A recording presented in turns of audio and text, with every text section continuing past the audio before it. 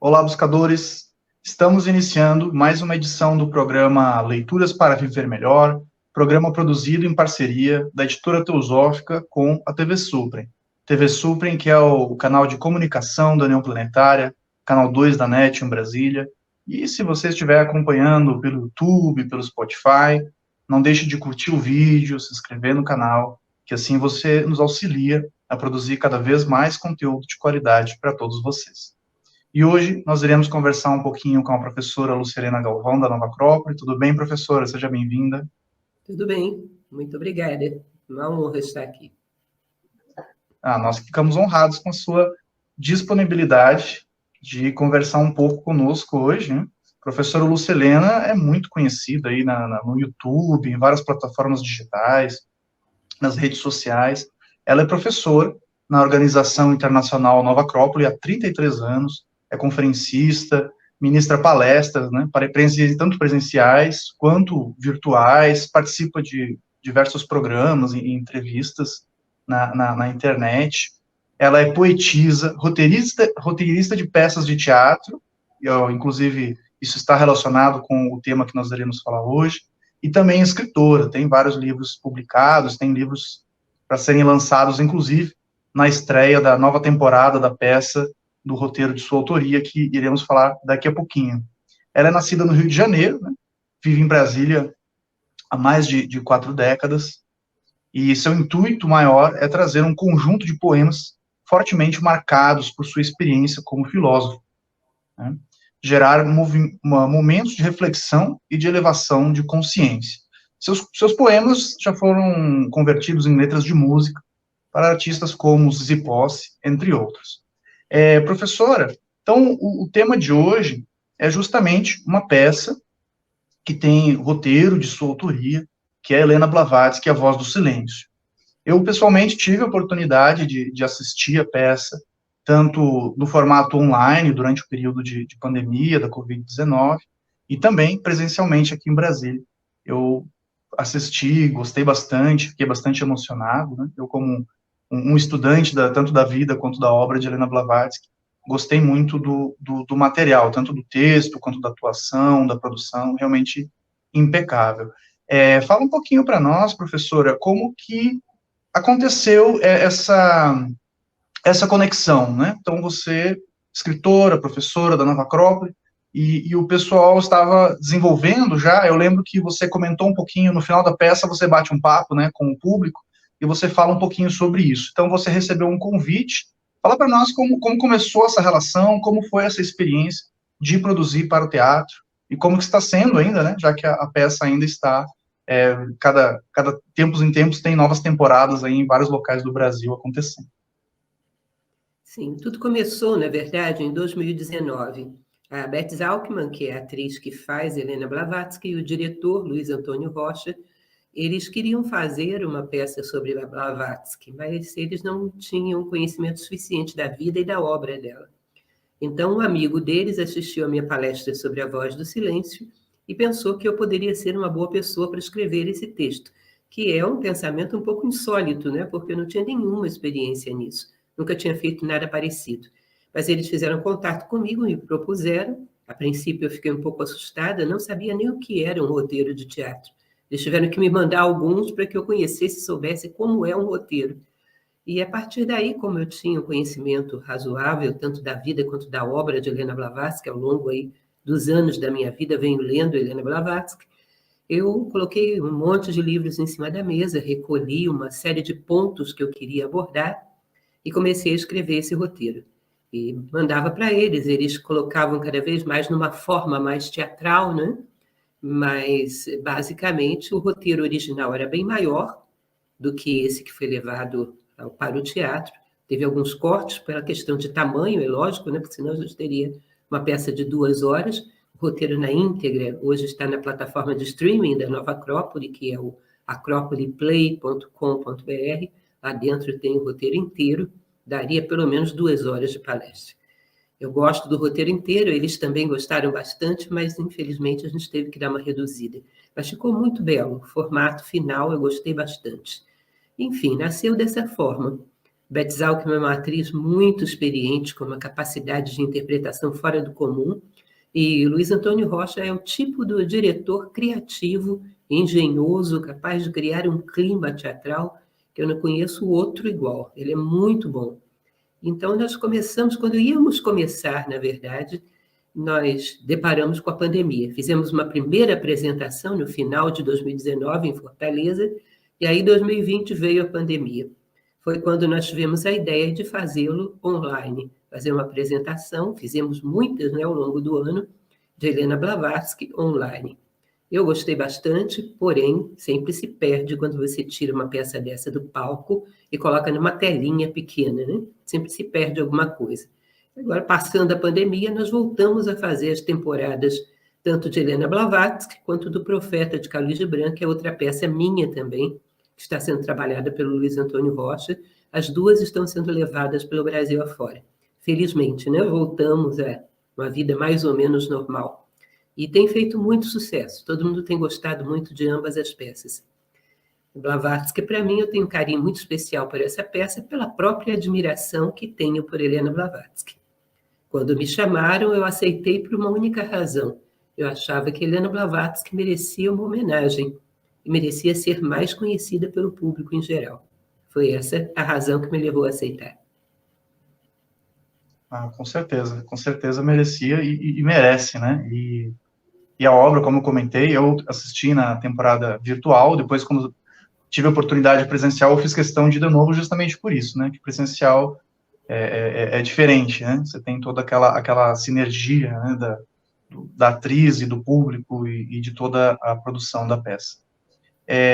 Me fala um pouquinho, Lúcia,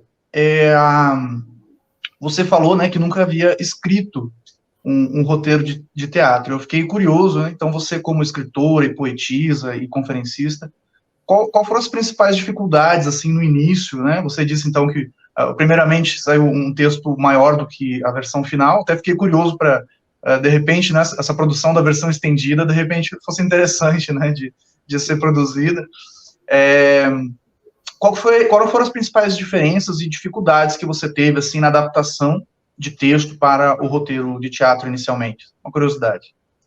Eu estava acostumada a escrever prosa, né? Prosa, tanto texto dos meus livros, quanto crônicas, que eu gosto muito de escrever, e poesia também. Mas um roteiro de teatro, você tem que imaginar um personagem em cena expondo alguma coisa para o público, ou seja, é quase que um diálogo onde você imagina a resposta do outro, imagina as dúvidas do outro. Então, é um diálogo onde um dos interlocutores se comunica de uma maneira silenciosa, sugerindo o que ele gostaria de ouvir. Eu tinha que imaginar essa sugestão do público, o que ele gostaria de ouvir, o que ele gostaria de saber da vida de Helena Blavatsky. Basicamente, as informações eu tinha bastante, já tinha lido algumas biografias de Helena Blavatsky, tive que organizar o pensamento para fazer tudo isso caber dentro de um roteiro, fiz o possível para resumir, porque a vida dela é grandiosa, né? Fazendo todo o esforço para resumir, ainda fiz um roteiro grande demais. Mas essa síntese eu acho que foi a minha maior dificuldade. O volume de informações que eu tinha era enorme, quantidade de coisas para dizer gigantesca, e tinha que caber tudo num espetáculo que a gente pretendia que tivesse 1 hora. Acabei fazendo o dobro disso, mas a gente conseguiu compactar. Professora, você falou, então, que consultou vários livros, né? Eu fiquei curioso também para saber quais foram esses livros e a sua relação com a Blavatsky. Faz muito tempo que você é leitora, eu sei que você está bastante tempo na Nova Acrópole, a Nova Acrópole, né, estuda bastante os textos da autora. Você acabou conhecendo na Nova Acrópole, já conhecia antes? Como foi sua relação com essa figura, né, tão enigmática e imponente, né, do século XIX, que foi Helena Petrovna Blavatsky? Eu entrei na Nova Acrópole com 24 anos de idade. Nessa idade, eu conheci Helena Blavatsky através da Nova Acrópole. Quando entramos nos nossos estudos de sabedoria do Oriente, evidentemente é impossível não citá-la, pela quantidade de informações que ela traz para nós. Ela é uma fonte que não pode ser desprezada jamais. Então, comecei, a princípio, talvez não tenha começado da maneira correta, mas foi o que me pareceu adequado na época, que foi a leitura da Doutrina Secreta. Depois eu parei um pouco, voltei para Isis Sem Véu, porque eu achei que me facilitaria a leitura, depois prossegui a Doutrina Secreta. E, lógico, A Voz do Silêncio a gente vê logo no primeiro nível do curso de Nova Acrópole, um livro sensacional, e alguns outros livros, como A Chave para a Teosofia, como alguns livros isolados, como o do País das Montanhas Azuis, alguns diálogos que ela teve em sua casa em Londres, que foram publicados posteriormente, né, existiam. Hoje existem em português, na época só existiam em inglês. Eu também tive a oportunidade de ler esses diálogos. Bom, basicamente isso. Alguns livros dela, fora do esquema de Isis Sem Véu e Doutrina Secreta, e vários textos dela, vários textos do teosofista, do Lúcifer, tá? Foram lidos nessa época. O que são os collected writings, né, que são os textos recolhidos na casa dela, são preciosos também. Muito bons. Com certeza. Né? Os collected writings que estão sendo publicados agora em língua portuguesa gradualmente, né, pelo seu grande volume. Né? Então, é uma parceria editora teosófica com o Centro Lusitano de Unificação Cultural de Portugal. Estamos conseguindo aí publicar gradualmente, porque realmente são 14 livros de 600 páginas cada um, então traduzir isso e revisar isso e editar, né? Todo o trabalho da publicação de um livro é um trabalho bem hercúleo. Este é o programa Leituras para Viver Melhor. Hoje estamos conversando com a professora Lucilena Galvão sobre uma peça com o roteiro de sua autoria, Helena Blavatsky, A Voz do Silêncio, que está em cartaz e nova temporada no Rio de Janeiro. Em breve falaremos mais sobre isso. Nós iremos para um rápido intervalo e voltamos daqui a pouco. Até já.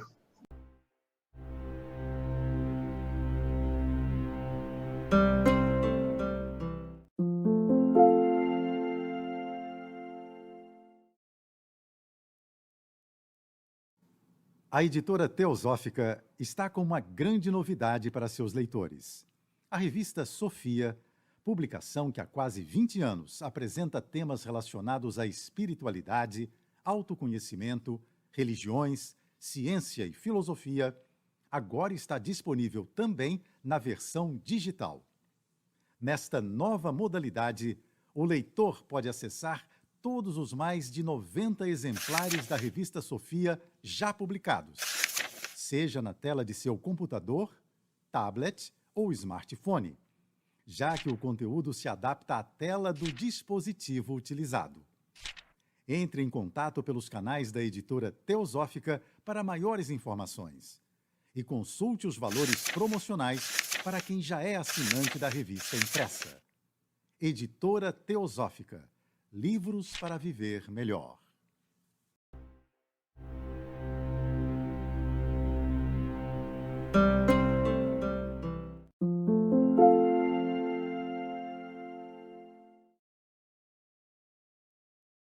Estamos de volta, programa Leituras para Viver Melhor, hoje conversando com a professora Lucilena Galvão, da Nova Acrópole, sobre uma peça de teatro com o roteiro de sua autoria, que está tendo já... Qual que é essa temporada, professora? Você sabe ou não, né? Tiveram várias temporadas, né? Está na 10ª temporada. Quantas a gente já teve? Eu não sei dizer em número quantas já tivemos, mas já tivemos várias em São Paulo, em Brasília, e agora estamos começando no Rio de Janeiro. Fortaleza já tivemos também. Fortaleza. Belo Horizonte, né? Teve uma temporada rápida, que eu vi. Uhum. No Nordeste também, se não me engano, em Natal já tivemos. Maravilha. E eu vejo que eu converso com a Beth ali, com o Luiz também, né? A editora Teosófica está apoiando aí a peça. E eles comentam, né, que o pessoal fica pedindo, né, traz a peça para o meu estado, traz para a minha cidade, né? Então, muita gente que assistiu online, ou muita gente que acaba vendo a divulgação, está interessada em levar a peça para a sua localidade aí, né? Professora, então, a peça, ela leva o título de um livro de Helena Blavatsky, né, de sua autoria, se eu não me engano, foi o último livro escrito por ela em vida, A Voz do Silêncio. Eu considero particularmente esse livrinho o néctar da literatura teosófica, assim, eu considero ele a cereja do bolo, né?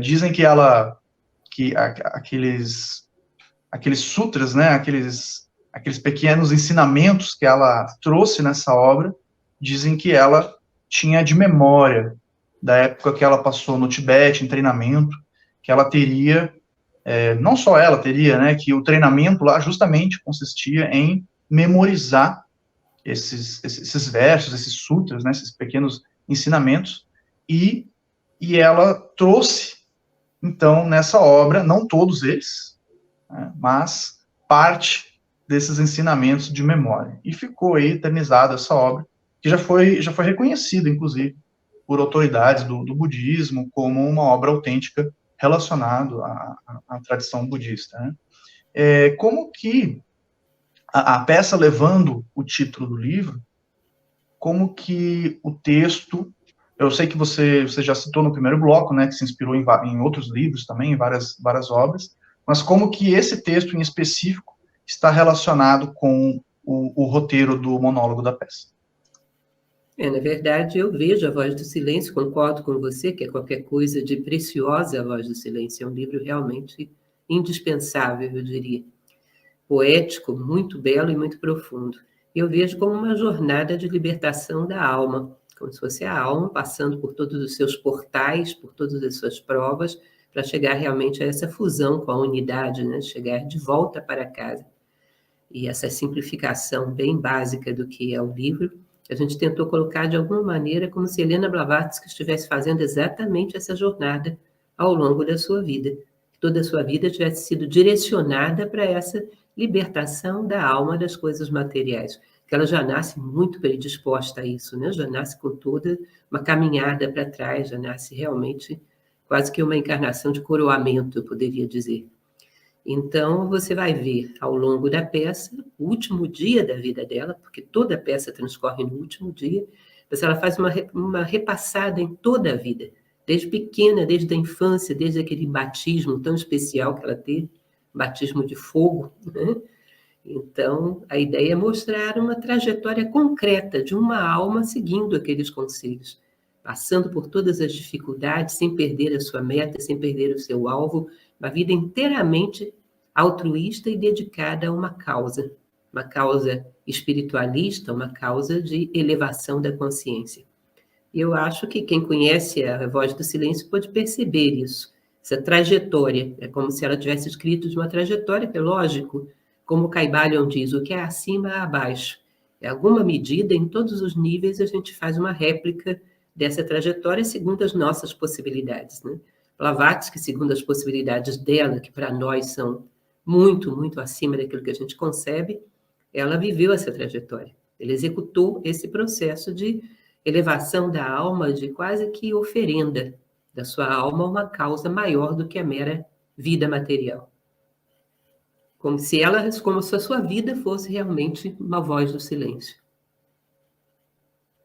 Com certeza, né? E quando a gente fala também, muitas vezes é difícil visualizar tudo que ela passou e tudo que ela enfrentou, né? Uma pessoa que viajou o mundo inteiro, só que a gente tem que lembrar que tudo isso foi no século XIX, então havia as próprias dificuldades sociais de ser uma mulher, viajando sozinha e tudo mais, e também dificuldades tecnológicas, né? Porque as viagens dela não eram como as nossas viagens hoje em dia, que você pega um avião, vai até um lugar, ou mesmo um ônibus, né, e viaja relativamente confortável. Então, a gente lê, né, tem o diário do Henry Olcott, né, que é o seu grande companheiro de jornada e de trabalho teosófico.